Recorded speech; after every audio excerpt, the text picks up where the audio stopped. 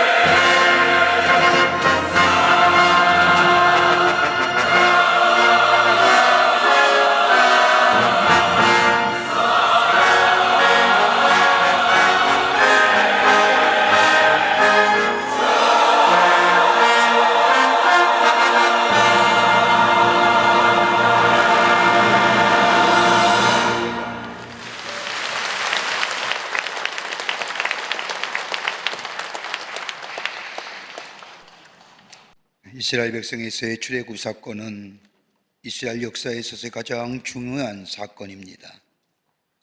하나님께서 430년 동안 애굽에서 종살이하던 이스라엘 백성을 유월절 사건을 통해서 출애굽하게 하시고, 하나님께서 약속하신 가나안 땅을 향해 가는 이스라엘 백성에 있어서는 감사와 감격이 이루 말할 수 없었을 것입니다.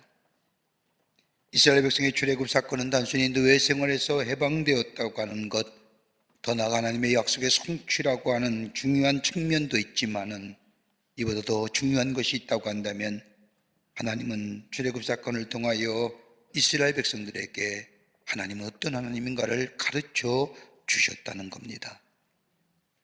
신앙을 정의할 때 많은 말로 정의할 수 있지만은 그 가운데 가장 중요한 것이 있다고 한다면 하나님은 어떤 분인가? 하나님과의 관계가 바르게 관계될 때에 우리의 믿음이 더 깊어질 뿐만 아니라 신앙의 성숙함을 가져올 뿐만 아니라 더 나아가 하나님과의 깊은 교제 속에서 하나님의 은혜를 더 깊이 깨닫을 뿐만 아니라 하나님의 사랑을 체험으로 인하여 우리의 삶에 풍성하고도 놀라운 은혜를 경험하게 됩니다.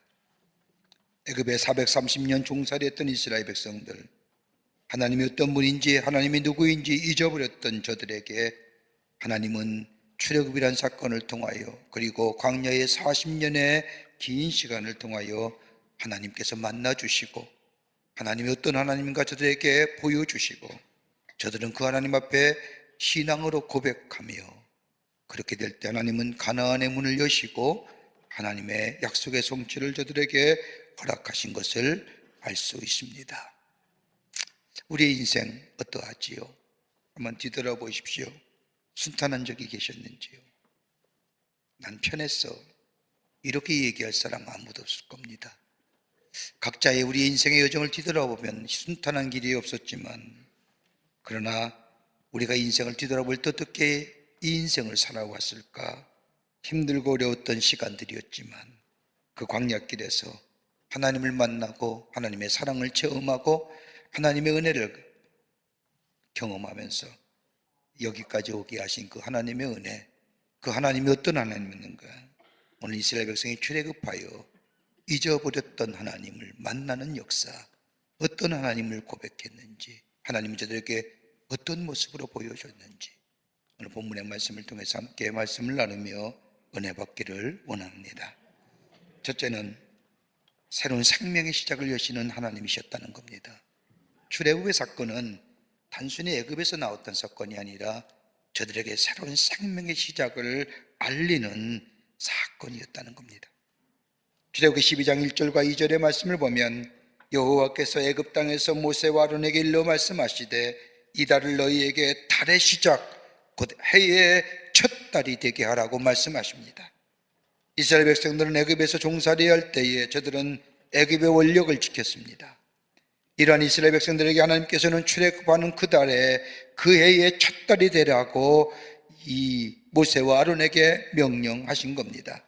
오늘 유대인들의 달력에 의하면 가을쯤 11월 중순을 새로운 한 해의 시작으로 삼습니다마는 성경의 말씀을 보면 고대 유대인들은, 즉 포로기 이전만 해도, 바벨론의 70년 포로 생활 이전만 해도 저들은 유월절 그 첫 달을 새해의 첫 달로 지키며 시작한 것을 보게 됩니다. 6월절이라고 하면 우리나라의 원력으로 3월 내지 4월에 일어났다고 하는데, 6월절을 기념하여 유대인들은 4월을 새해로 첫째 새해의 시작으로 삼았다는 겁니다. 생명이 다시금 살아나는 날, 그 날을 이스라엘 역사의 첫 시작이요, 생명이 다시금 살아나는 날, 그 달을 하나님께서 우리로 하여금 허락하시고 하나님이 여셨다는 의미입니다. 하나님이 새로운 역사를 여셨다는 겁니다. 하나님께서 이스라엘에게 새로운 역사를 주실 뿐만 아니라 새롭게 시작하는 달에 새로운 복을 이스라엘에게 허락해 주시는데, 출애굽기 40장 2절의 말씀을 보면 너는 첫째 달 초하루에 성막 곧 회막을 세우라고 말씀하십니다. 성막이라고 하는 것은 하나님께서 동행하시고 임재하신 장소가 성막입니다. 회막이라고 하는 것은 하나님 앞에 나아가 죄 용서를 받는 장소입니다. 다른 말로 말하면 죄 용서함과 더불어 하나님의 임재하심, 즉 동행하심과 함께하심의 역사, 그 복을 이스라엘 백성에게 허락하셨다는 겁니다. 여러분, 애굽에서의 430년 노예 생활하던 이스라엘 백성들, 여러분 존재 자체가 노예입니다. 노예에게 무슨 도덕적이고 윤리적이고 종교적인 것을 기대할 수 있을까요? 양심도 사라진 삶, 더 나아가 하나님이 누구인지도 잊어버렸습니다. 사람다운 모습, 인간다운 모습, 죄를 깨닫고 돌이키는 모습, 저들에게 이미 사라진 이 이스라엘 백성에게 하나님의 성막과 회막을 세우게 하시고 하나님의 임재하심과 동행하심과 거하심의 역사를 저들에게 허락하실 뿐만 아니라 저가 죄를 지면 하나님 앞에 나와 회개하는 자마다, 하나님 앞에 제사하며 예배하는 자마다 죄 용서함의 역사를 통하여 새로운 생명의 시작을 열어 가셨다는 겁니다. 여러분, 본문에 나오는 이스라엘 백성이나 애굽의 사람들 다 똑같은 사람들입니다. 어떻게 보면 죽어마땅한 사람들입니다. 그러나 유월절에 문설주에 양의 피를 부른 집은 장자들이 살았고 그렇지 않은 집은 장자가 다 죽었습니다. 그 차이가 무엇일까요? 여러분, 이스라엘 능력일까요? 이스라엘의 의로움이나 성품이 아름답거나 고귀한 성품이나 저들의 처지가 불쌍해서 하나님께서 저들의 생명을 살려주신 것은 결코 아닐 겁니다. 다름 아닌 어린 양의 피를 문설주와 임방에 바르고 말씀대로 순종하는 것, 이것 때문에 하나님은 저들에게 새로운 생명의 시작을 열어가시고 이스라엘 역사의 새로운 시작을 시작했던 것을 보게 됩니다. 여러분, 우리가 새로운 생명의 시작 어떻게 시작됐을까요? 여러분, 내가 새로운 생명이라고 하는 인식하며 내가 새로운 생명의 시작을 시작했다고 생각했던 때가 어느 때일까요? 나는 정말 이젠 새로운 시작이라고 고백했던 때가 어느 때일까요? 다름 아니라 예수 그리스도의 십자가의 보혈의 구속의 은총을 경험하며 부활의 신앙을 통하여 새로운 생명을 가지며 예수가 나의 삶의 주인임을 고백하며 하나님의 사랑을 내가 내 삶 속에 깊게 체험하며 하나님만이 나의 하나님이라고 고백했던 그때가 아닌가요? 내게 복을 누리셨어요? 아닐 겁니다. 이 놀라운 은혜가 내게 있을 때에 내 삶의 형태가 달라지지 않았습니까? 내 존재의 양식이 달라지고 내 세계관과 가치관이 달라졌습니다. 예수님이 나를 위하여 십자가에 달려 돌아가시고 죄사함을 통하여 내가 새로운 존재, 새로운 생명의 시작이 시작될 때에 나로 하여금 보는 것을 달리게 보이게 하시며 무엇이 중요한가를 알게 하실 뿐만 아니라 삶의 우선순위를 깨닫게 하셔서 나의 걸음의 길을 걸어가게 하셨던 그 놀라운 하나님의 사랑들, 그게 내 생명의 시작이 아니었을까요?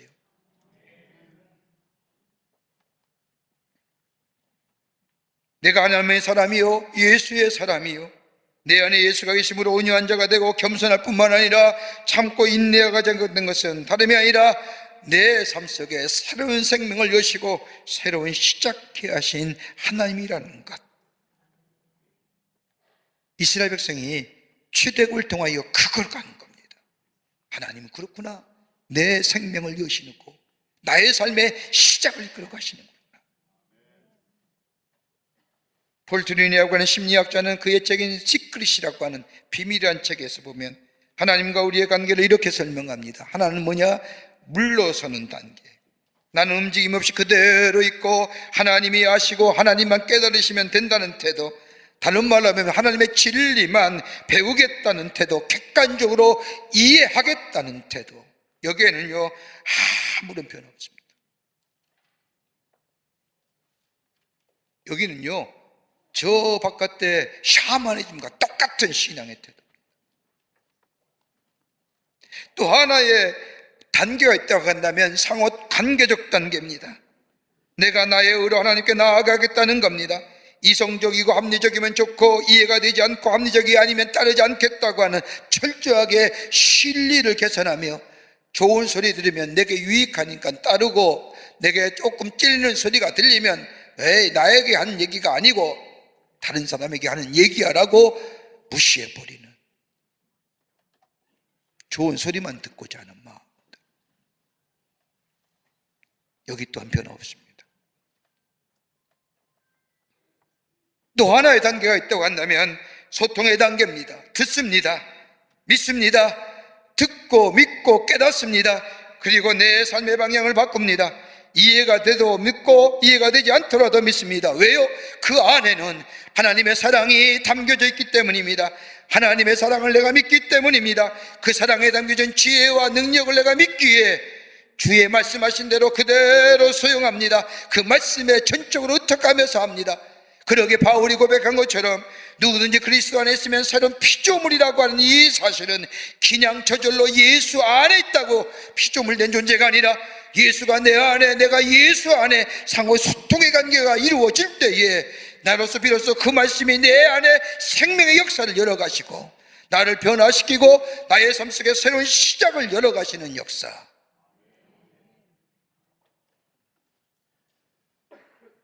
우리의 삶의 새로운 시작은 다름이 아니라 하나님이 내게 새로운 생명을 주시고 나의 삶을 열어가셨기에 내 삶의 새로운 생명의 시작이 이루어졌다는 것. 저 이스라엘 백성이 430년의 긴 노예 생활 동안 하나님을 잊어버리고 살았지만 하나님은 저들을 다시 저 애굽에서 구원하시어 하나님이 어떤 하나님인가 하나님의 모습을 보여주시며 그 구원은 전적인 하나님의 은혜였다고 하는 사실을 저들에게 나타나심으로 새로운 생명의 시작을 여시는 하나님이심을 출애굽의 사건을 통하여 보여주셨다는 겁니다. 두 번째는요, 하나님이 이스라엘 백성을 출애굽하며 보여주신 하나님의 모습은 은혜 베푸시기를 기뻐하시는 하나님이시라는 겁니다. 우리 하나님은 우리에게 은혜 베푸시기를 즐겨하시고 기뻐하신다는 겁니다.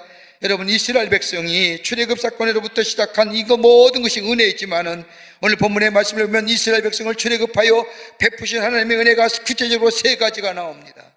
하나는 뭐냐? 저들이 이스라엘 백성이 애굽에서 나온 것은 전적인 하나님의 은혜라는 겁니다. 여러분, 출애굽기 12장 40절의 말씀을 보십시오. 이스라엘 자손이 애굽에 거주한 지 430년이라 430년이 끝나는 그날에, 영어의 원문의 성경을 보면 that day, 그날에 여호와의 군대가 다 애굽 땅에서 나온, 여러분 그날이 어느 날인가요? 이스라엘 백성의 저 유월절 사건을 통하여 저 출애굽한 그날을 얘기하는 걸까요? 아닙니다. 그날이라고 하는 것은 다름이 아니라 저 하나님께서 아브라함에게 약속하신 그날을 얘기하는 겁니다. 그날은 바로 창세기 25장 13절과 14절에 나오는데, 여호와께서 아브라함에게 이르시되 너는 반드시 알라. 내 자손이 이방에서 객이 되어 그들을 섬기겠고 그들은 400년 동안 내 자손을 괴롭게 하리니 그들의 섬기는 나라를 내가 징벌할 것이며 그 후에 내 자손이 큰 재물을 이끌고 나오리라. 저 아브라함에게 약속하신 그날을 얘기하는 겁니다. 사람들은 다 잊어버렸습니다. 이스라엘 백성도 잊어버렸습니다.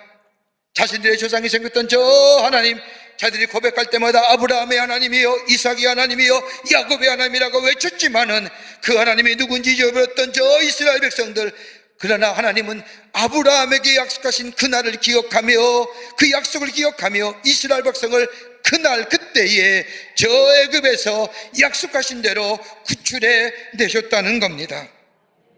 신실하신 하나님, 약속하신 것을 이루시는 하나님, 은혜 베풀을 기뻐하시는 하나님. 사람들에게는 잊어버린 바 되었지만 하나님은 약속하신 것을 기억하시고 이루어 주셨다는 겁니다. 여러분, 야곱을 보십시오. 그의 아버지 형 이삭과 형 에서를 속이고 장자의 축권을 빼앗아 보복이 두려워 삼촌이 있는 라반의 집으로 도망쳐갑니다. 가는 길목에 루스라고 하는 버려진 땅에 밤을 새우지요. 돌베개를 가지고 돌을 가지고 베개를 삼아 저 땅을 요삼아 저 하늘을 이불 삼아 자는 그때에 미래의 불확실성, 불안과 근심과 염려와 걱정 가운데 잠을 이루지 못할 그때에 장자의 명분을 얻었지만 두려움이 가득한 이 야곱에게 환상 가운데 하나님의 음성이 들려줍니다. 창세기 28장 13절과 15절의 말씀을 보면 하나님이 주신 약속의 말씀이 저에게 임하게 됐지요. 내가 누운 땅 내가 너와 내 자손에게 주리라. 내 자손이 땅에 특길같이 되어 내가 서쪽과 동쪽과 북쪽과 남쪽으로 퍼져나갈 것이며 땅의 모든 족속이 너와 내 자손을 인하여 복을 얻으리라. 내가 너와 함께 있어 내가 어디로 가든지 너를 지키며 너를 이끌어 이 땅으로 돌아오게 할 것이며 내가 내게 허락한 것을 다 이루기까지 내가 너를 정령 따르지 아니하리라. 여러분, 얼마나 감격스럽겠습니까?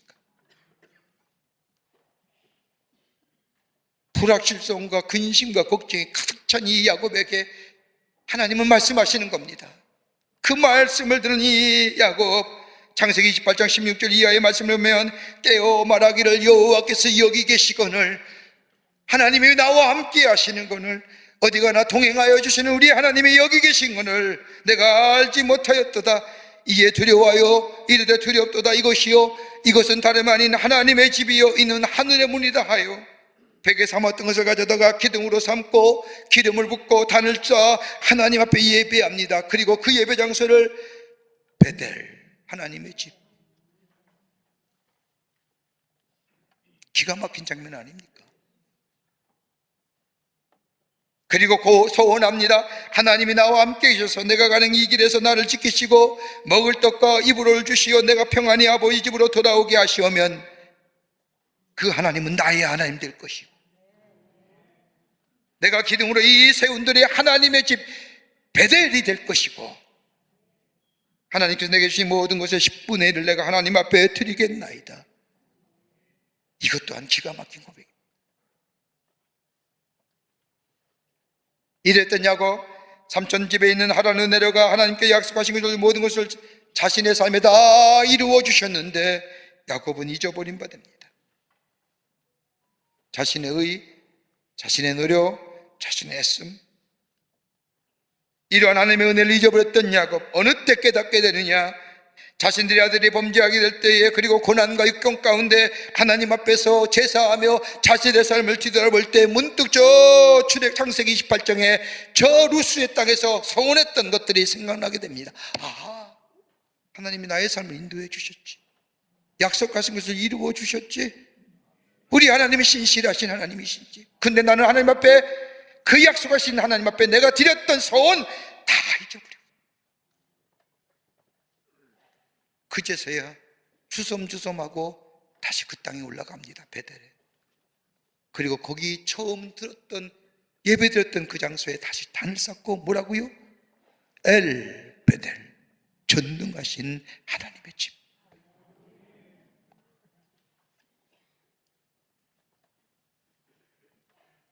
신실하신 하나님, 약속하신 이루신 하나님, 그것을 깨달은 야곱은 하나님만이 나의 하나님 되신다고 고백합니다. 이스라엘 백성의 출애굽은 다른 은혜가 아니라 약속하신 것을 이루시는 하나님의 은혜. 또 하나의 은혜가 나옵니다. 저들의 필요를 채워주셨다는 겁니다.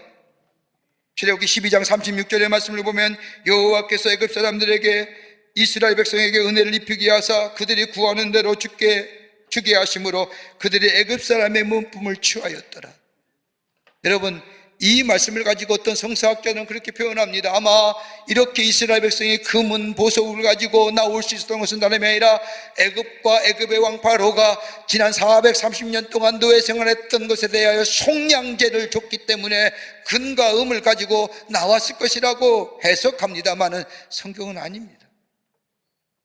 하나님의 은혜예요. 여러분, 장자가 죽어나가는 그 다음날 하루라도 빨리 애굽 땅에서 나올 경우에 무슨 경황이 있겠습니까?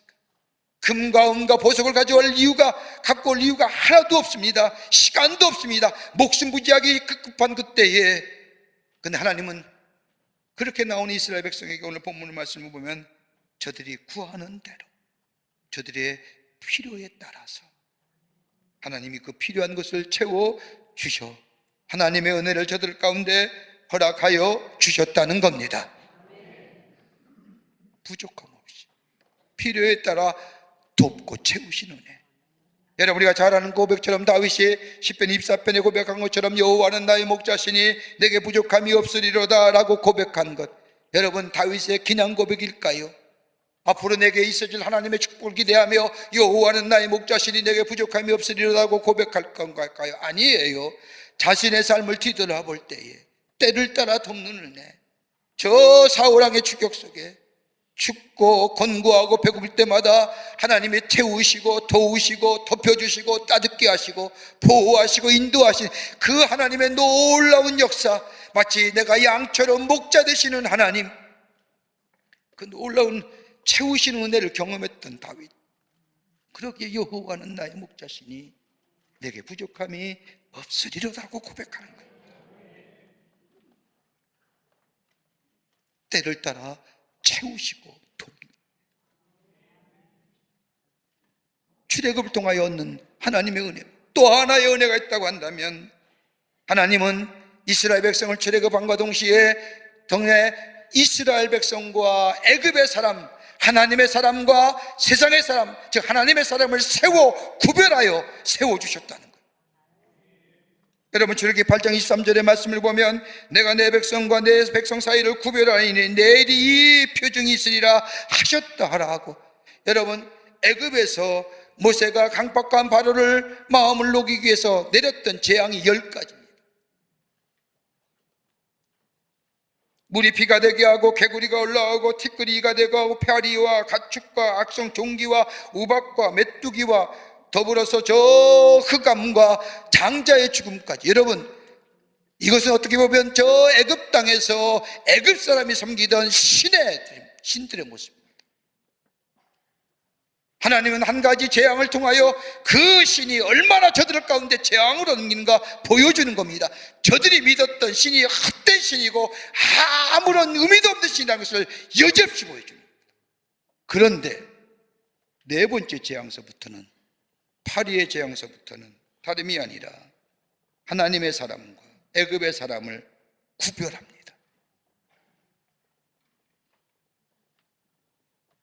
그리고 하나님이 하나님됨을 알게 하는 겁니다. 여러분, 우리가 하나님의 사랑이 나타나신 바 된 예수 그리스도의 십자가의 죽음으로 인하여 하나님의 백성 되었고 구원받았습니다. 여러분, 우리가 구원받은 걸 어떻게 알 수 있을까요? 이 땅과 구별되었다는 것을 어떻게 우리가 고백하며 알 수 있을까요? 혹 여러분 가운데 인생을 살면서 쉽게 죄의 유혹에 넘어진 우리들의 삶, 죄지면서 방황하다가도 다시 하나님께로 돌아오면 하나님이 우리의 회개를 기쁘게 받으시고 다시 용서하시어 하나님의 사람으로 덧입혀 주시는 역사. 여러분, 내가 하나님의 사람인 것을, 내가 구원받은 백성인 걸 내가 내 삶 속에 어떻게 확증하며 살 수 있을까요? 사단이 여러분에게 찾아와서 너 예수 믿는 사람 맞냐? 맞아. 뭘로 나한테 보여줄래?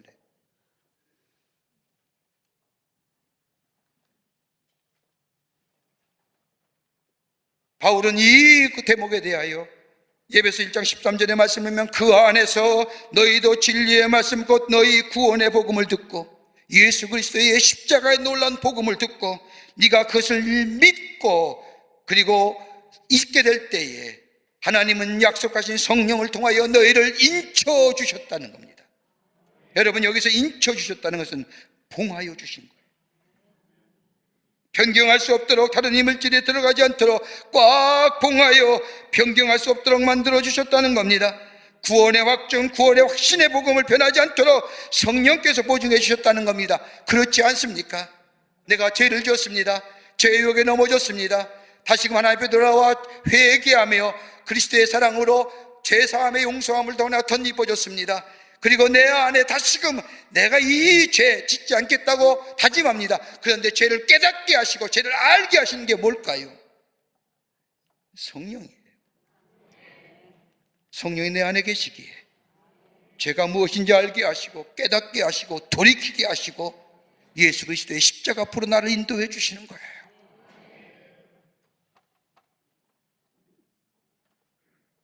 그리고 내 안에 영이 계속 계시어 죄의 유혹을 이기게 하시고 때로는 넘어진다 할지라도 하나님 앞에 돌아와 회개하면 성령이 나를 다시 한번 일으켜 세우셔서 죄의 유혹을 이기고 죄를 넘어서서 내 안에 의로움과 거룩함과 진실함의 열매를 맺게 해줄 뿐만 아니라 그게 더 나아가 그로 인하여 하나님의 사람됨을 증거할 뿐만 아니라 내 안에 열매 맺게 하셔서 나뿐만 아니라 하나님을 영화롭게 하며 나와 함께하는 이웃에게 하나님의 사람임을 증거하는 역사를 우리에게 허락하신다는 겁니다.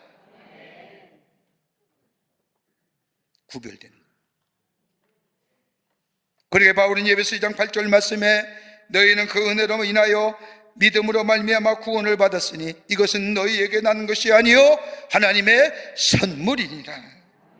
여러분, 기도 많이 하고 성령의 체험, 충만한 체험을 하는 분들에게 공통적으로 고백되는 이야기가 있습니다. 기도 많이 하는 사람들, 기도의 응답의 체험인 분들, 몇 가지 공통점이 있습니다. 하나는 뭐냐면 우리 하나님은 생각하지 않는 것을 뜻밖의 베풀어 주신다는 것을 경험합니다.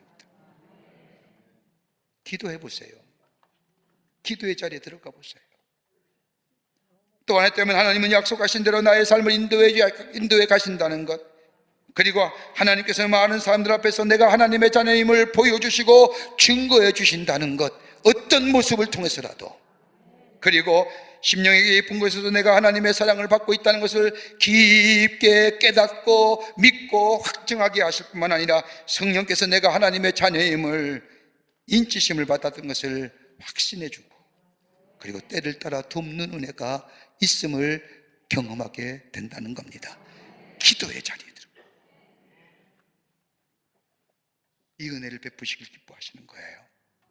이스라엘 백성의 출애굽 사건은 단순히 새로운 생명의 시작, 새로운 시작을 넘어서서 하나님의 은혜 안에서 이루어진 역사. 우리 하나님은 은혜 베푸기를 원하시는 하나님을 이스라엘 백성들로 하여금 알고 깨닫고, 우리 하나님은 은혜 베푸시기를 원하시고 우리에게 은혜 주시길 원하시는 하나님이심을 믿고 고백하길 원하신다는 겁니다. 끝으로 이스라엘 백성은 저 애굽에서 나오며 경험했던 하나님은 구원의 역사를 기억하라 하십니다. 하나님께서 출애굽하여 새로운 시작을 하는 이스라엘 백성들에게 하나님은 구원의 역사를 기억하라고 말씀하십니다. 그 말씀이 출애굽기 12장 14절입니다. 너희는 이날을 기념하여 여호와의 절기를 삼아 영원한 규례대 대대로 지킬지어다. 하나님의 구원의 신이 놀라운 일들을 잊지 말고 기념하여 절기로 삼아 지키라는 겁니다.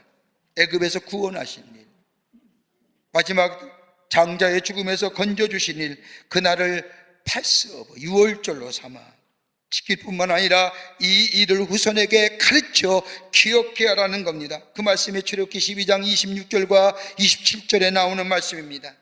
이후에 너희 자녀가 묻기를 이 예식이 무슨 뜻이냐? 묻거든 너희는 이르기를 이는 여호와의 유월절 제사라.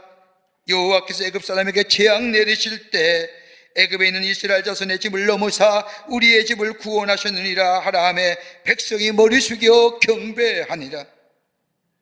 구원의 사건들, 생명을 살리신 사건들, 그 축복이 지속되기 위해서 그 구원의 일들을 기억하며 절기로 지켜 자자손손에게 기억하고 알게 하라는 겁니다. 여러분, 구약성서에 나오는 역사의 모습을 보면 하나님의 은혜가 끊어질 때에는 이스라엘 백성이 흩어집니다. 평화가 사라집니다. 침략과 전쟁의 땅으로 변해지게 됩니다. 그러나 하나님의 은혜가 이스라엘 위에 있어지게 될 때 아무리 척박한 땅이라 할지라도 그 땅은 약속의 땅이요 축복의 땅이 된 것을 보게 됩니다. 그 지키라는 거예요. 그 은혜의 사실을 기억하며. 그런데 오늘 12장 8절의 말씀을 보면 좀 더 구체적으로 어떤 모습으로 절기를 지킬 건가 규례를 말씀하십니다.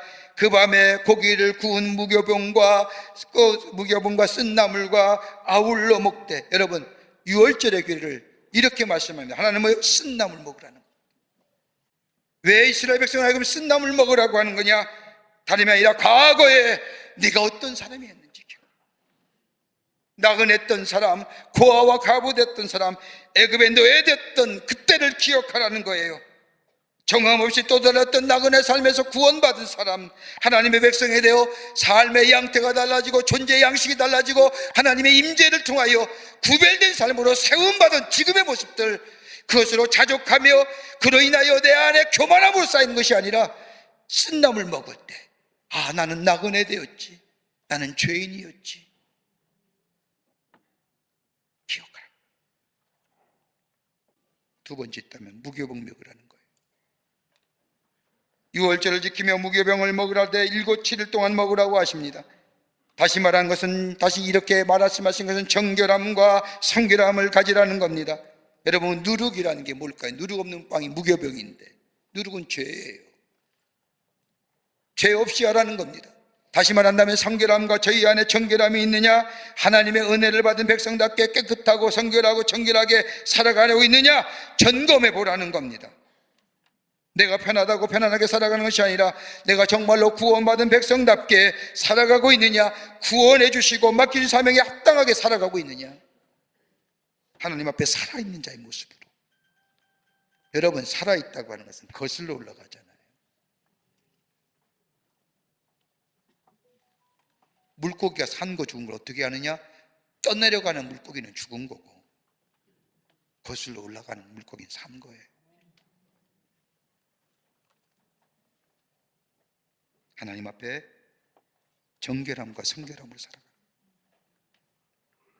또 하나 있다고 한다면, 오늘 여기에 하나님의 유월절 지키며 우슬초에 피를 발라 좌우문설주와 임방에 바르라고 하십니다. 다른 말로 말하면 구원받은 것 잊지 말라는 거예요.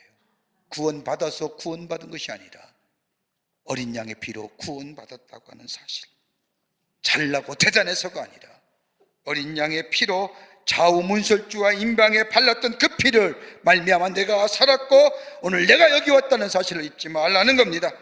구원은 너에게서 온 것이 아니라 하나님의 은혜라고 하는 겁니다. 이거 잊어버리면 무너집니다. 책방에 가면 가장 많이 나오는 책의 종류가 자기계발서입니다. 그 자기계발서의 마지막은 뭐예요? 성공적인 인생을 사는 것. 그런데 그 제목들 보면 참 많지요. 좋은 곳에서 위대함으로, 7가지의 성공하는 자의 습관, 12가지, 여러 가지 제목을 붙여서 자기계발서가 나와요. 쭉 전공이 제가 그걸 했기 때문에 쭉 읽어보면 공통적으로 3가지 공통점. 하나는 뭐냐? 다름이 아니라 겸손함이에요. 이걸 가지고 휴머니티, 인간성, 이런 거예요. 겸손함. 겸손한 자가 성공하더라는 거. 배우는 자세, 경청하는 자세, 다른 사람을 존중히 여기는 자세, 그것이 그의 인생을 성공적으로 살아가게 한다. 또 하나 있다고 한다면 감사예요. 어떤 형편에든지 감사함을 잊지 않는 것. 감사는 고난을 이기는 힘이 되는 것. 또 하나 있다고 하는데 성공하는 사람들 공통적인 거예요. 패션, 열정이 있다는 것이 뭐예요? 목표가 있는 거예요. 목표가 분명한 거예요. 사명감에 불타는 사람이에요. 여러분, 이것이 공통적으로 성공하고 자기계발서에 성공하는 자의 사람의 특징이에요. 이거 안 나오는 게 없어요. 다 나와요. 그런데 오늘 본문의 말씀을 빗대어 한번 생각해 보자고요.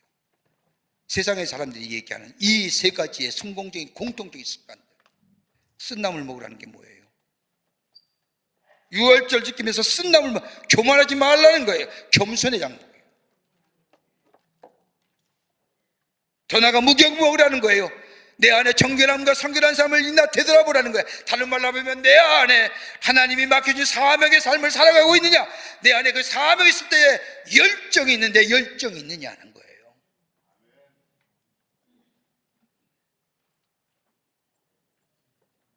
(4,000년) 전에 얘기했던 거예요. 우슬초로 피를 발라 좌우문설주와 임방에 바르는 건 뭐예요? 구원의 감격, 감사가 있네.